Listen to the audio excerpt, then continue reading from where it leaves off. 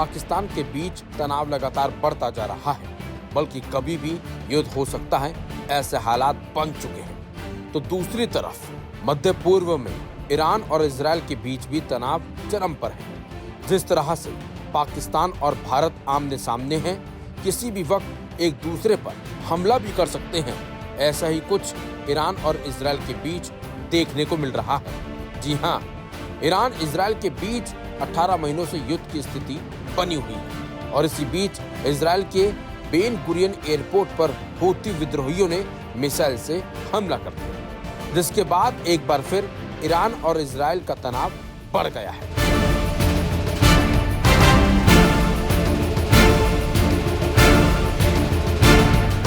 दरअसल इजराइल ने आरोप लगाया है कि ये हमला हूतियों की ओर से नहीं बल्कि ईरान की ओर से किया गया है।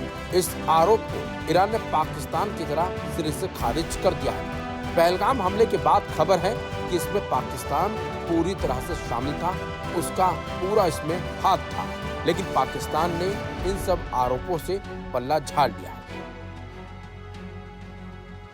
इसी तरह ईरान ने भी यमन के हूती विद्रोहियों की ओर से इजराइल पर किए गए हमलों में किसी तरह का हाथ होने की बात को सिरे से खारिज किया है।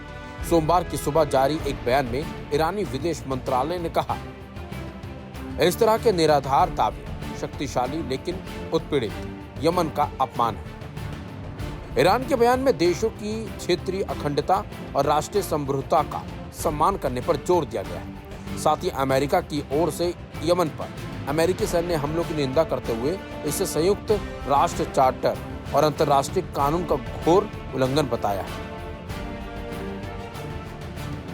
इसी तरह पहलगाम हमले के बाद पाकिस्तान को भारत की जवाबी कार्रवाई का डर सताने लगा है। पाकिस्तान के सेना प्रमुख ने पहलगाम हमलों में अपना हाथ न होने की बात करते हुए कहा है, पाकिस्तान शांति को प्राथमिकता देता है, लेकिन अगर हमला होता है तो वो पूरी ताकत से जवाब देगा।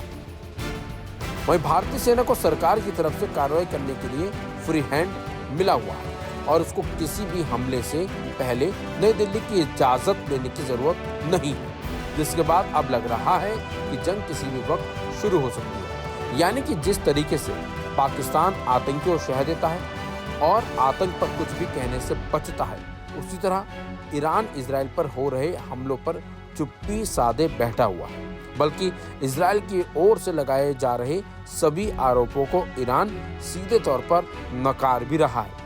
आपको बता दें, हाल ही में हूतियों ने इजराइल पर हमला किया था, जिसका बदला लेते हुए इजराइल ने हूती विद्रोहियों के ठिकानों को निशाना बनाया।